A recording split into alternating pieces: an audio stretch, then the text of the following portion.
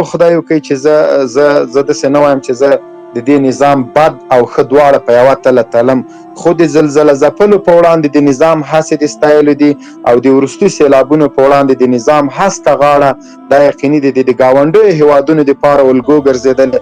په ګاونډي پاکستان کې په هغومره پرمختللي فوز کې یو اټمي هیواد او اټمي قوت ده، دغسې خدمت چې د سیلاب ځپلو نیمګړیو ټوک ټوک افغانستانو کې پاکستان نه ده کړی. کنې تاسو رسنۍ وڅارئ.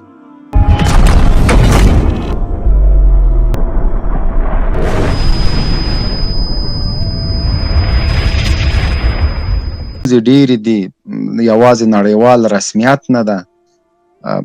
که چېرته د افغانستان د ستونزو د حل دپاره کوټلي اقدامات وکړو، موږ له نظام سره یو ځای شو، نظام ته سالمې مشورې ورکړو، انتقاد او نیوکه مو سالمه وي او یو بل پسې سخې ونه کړو، یو د بل تخریب ونه کړو. تاسو باور وکړئ چې دغه د سیلابونو لړۍ چې شروع سوې ده، د افغانانو ژوند، مال، کښت، هر څه یې ترې واخیستل.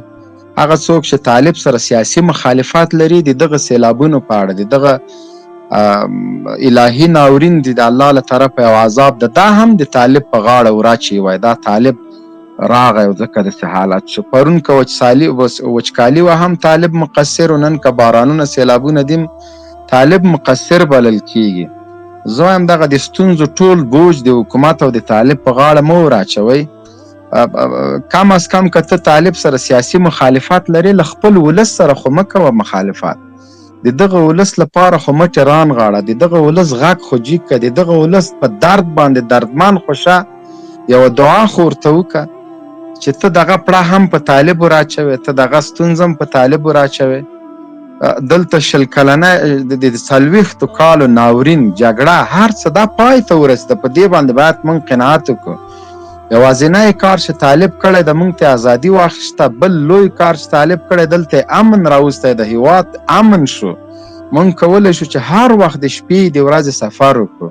که ستونزې مشکلات دي د هغه سالمه مشوره وکړو. زه د خور ډیرو خبرو سره موافق یم، اما ځینې وخت همدغه خور یا نورې خویندې ورونه عقدوي برخورد کوي.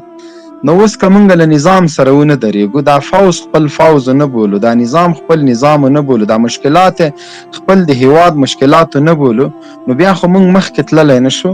اوس په ملل متحد کې د طالبانو غړیتوب یا نړیوال رسمیت، دا راځه په طالب پورې مه تړئ، دا نظام پورې وتړئ. دا نظام زما ده، نړیوالو باندې باید ټول غږ وکړو، په شریکه باندې د دغه نظام بنسټونه ودرو. اوس که تر پرونه پورې موږ سره امریکایانو مرسته کوله، د مرستو په بدل کې زما د 1500 هیوادوالو ژوند روزانه اخیسته. نن که موږ خپل د اقتصادي بنسټونو نه، د معدن نه، له ګمرکاتو نه، له نورو لارو نه حکومت ته عواید راوړو او د تیر نظام خلکو ته هم پکې معاشات ورکول کیږي، اوسني نظام کې څوک دي دام ته اکمالیږي، د ناورین په وړاندې د مبارزې دپاره هم بودیجه مختص کیږي، د اوبو بندونه هم جوړیږي، په سړکونو هم کار شروع ده، زراعت هم کار کیږي، بې له دې چې نړیوال میلیاردونه مرستې وي.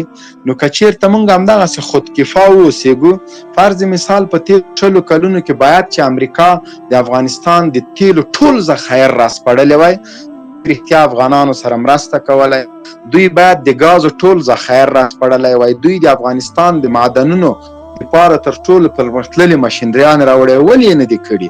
بس هغه سړکونه هم چې جوړ کړي د دوی په تګ سره سړکونه له منځه لاړل. هغه د جوړ کړي دي همدې دپاره چې دغومره وخت به دوی اوسېږي. که د کابل قندهار سړک ده، که د لوګر پکتیا ده، که د کابل مزار ده، که د کابل جلال آباد سړکونه، ټول هغه ختم دي.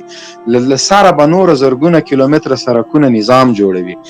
همداسې د ښاروالۍ په رابطه باندې اوس که اداري فساد ده، باید موږ د اداري فساد په وړاندې مبارزه زده کړو. څنګه کولی شو اداري فساد له منځه ویسو؟ یو کس به فساد کوي، 2 به یې کوي، 10 به یې کوي، 100 به یې کوي، خو که ما او تا په وړاندې ونه درېږو، دا فساد زیاتېږي، دا اوج ته رسېږي. نو د دې ښه مبارزې په خاطر باندې باید موږ ښې لارې په وړاندې سو. تاسو د همدغه ټویټر او د فیسبوک د مبارزې له لارې چې موږ د معدن په وزارت موږ او تاسو وکړو چې زغال په ډېر ټیټه بیه باندې ګاونډي هیواد ته ځي، تاسو ولیدل هغه بیه 3 چنده سو. نو وخت چې زمونږ غږ نظام اوري بیا سالم غږ باید وکړو، سالمه نیوکه باید وکړو. دا مو حق ده، د دې نه مو هیڅوک نشي منع کولی. اما دا چې ته وچکالي، سیلاب، ډېره واوره، ډېر باران، دا هم د حکومت په غاړه وراچوې. باور په خدای وکړئ چې زه داسې نه وایم چې زه د دې نظام بد او ښه دواړه په یوه تله تلم، خو د زلزله ځپلو په وړاندې د نظام هسې د ستایلو دي او د وروستي سیلابونو په وړاندې د نظام هسته غاړه دا یقیني دی د ګاونډیو هیوادونو دپاره الګو ګرځېدلی. په ګاونډي پاکستان کې په هغومره پرمختللي فوز کې یو اټمي هیواد او اټمي قوت ده، دغسې خدمت چې د سیلاب ځپلو نیمګړي ټوک ټوک افغانستانو کې پاکستان نه ده کړی. که نه تاسو رسنۍ وڅارئ.